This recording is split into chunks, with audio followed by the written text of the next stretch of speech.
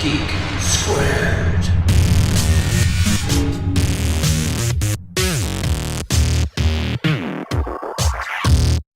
Geek Squad, how is it going? Welcome back to the channel, Geek Squared.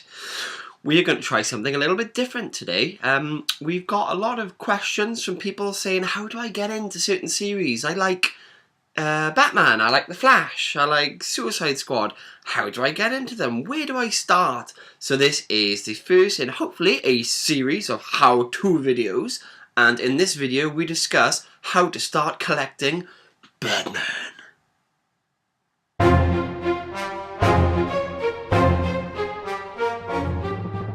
That's right, you heard me correctly, the Batman. He's been around for quite a while. Where it all starts, the first book you should pick up is definitely Batman, The Dark Knight Returns by the legend known as Frank Miller. I'll be leaving all the information down the bottom in terms of when it was released. Obviously all of these books are DC books, goes without saying I suppose. 1986 this was first released. It's a series of 4 individual comics. 1986. I was 1 year old. 1 year old. Batman is old, basically. He's kind of retired. He's just looking to get out of the game. And he is dragged back into things by some crazy antics. The art is, in my opinion, Frank Miller at his best.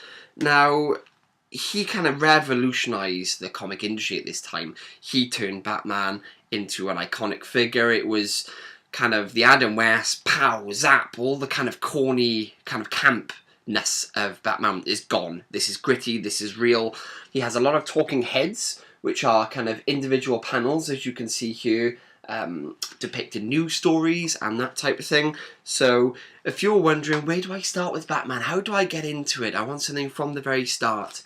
Pick this book up. It is well worth the read. Okay, moving swiftly on, something very dark here, but very awesome.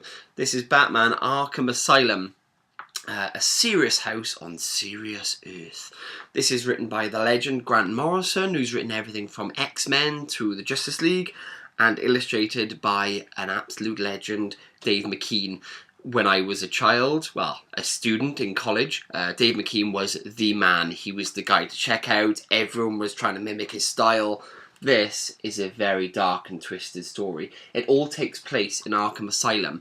Batman is called in, there's an uprising, and basically he's called in to stop it all, but he gets lost in this labyrinth of psychotic inmates. And it's so very dark and so beautifully illustrated.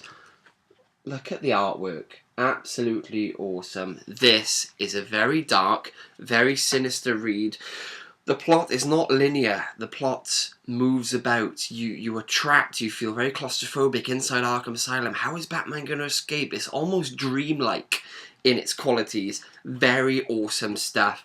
Pick this book up. This is my second Batman recommendation. Book number 3, Hush. You may have heard about Hush. I wouldn't jump straight into Hush before you've jumped into at least The Dark Knight Returns. But yeah, this is by Jeff Loeb, illustrated by Jim Lee, an absolute legend in DC. This is basically a story about a mysterious stalker. He's called Hush. He reappears in the new 52 Batman, which we will be discussing later on. So it's quite a good character to get on board with now. We also get introduced to a lot of other villains within the Batman universe. Superman comes on board. There's Killer Croc. We see the romance blossom between Batman and Catwoman, as you can see by the back cover. An absolute classic story that everyone should get their mitts on. This is Batman Hush, my third recommendation. Moving on, book number 4. This is Batman, The Black Mirror, written by my boy, Scott Snyder, illustrated by Jock. You know how much I love Jock. Basically, a series of grisly, brutal murders takes place in Gotham, and it pushes Batman to his absolute limits in this tale. He then goes to fight off one of the oldest evils in Gotham. I won't spoil too much, But you might have seen, obviously today I'm wearing the classic Batman tee, you might have seen this as well, which was a very iconic cover by Jock. If you can get your hands on a first print of this, woohoo, you're talking some serious money, yo. Yeah, this is amazing. This actually takes place a series of Batman detective comics. They've pushed them together into this story, which is The Black Mirror. And yeah, they do feature other guest artists as well. But Jock for me, every time, Jock wins, hands down. This is a brilliant story.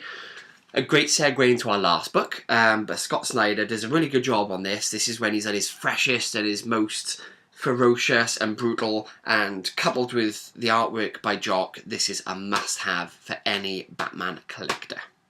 Lastly, but not leastly, we have the first trade paperback in the new 52 Batman run. Again, written by Scott Snyder. Do you see what I did there? So this is really cool. It's called the Court of Owls, who are an organised crime group in Gotham City. And we see the first teaming of Snyder and Greg Capullo. I really do like Greg Capullo's art. This entire new 52 run, for me, is incredible. It's really strong. It tends to tail off towards the end just a little bit. But as a full-on series, this is the one to check out. It's really well illustrated. They have a lot of guest artists. They do really cool things as the story develops, like telling the story from this point of view as well, just to mess with your mind.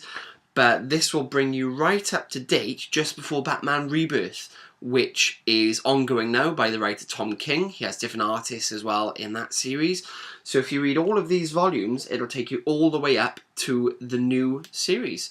So that is my recommendations for the Batman books to get into. Here are a few honourable mentions, and if you have any other Batman stories that you really like, please comment down below, hit that like button, subscribe to Geek Squared. If you like this video, we will do some more. What would you like to get into? If you'd like to start collecting Flash but don't know where to start, let us know and we will make it happen. Stay cool, and I will see you next week.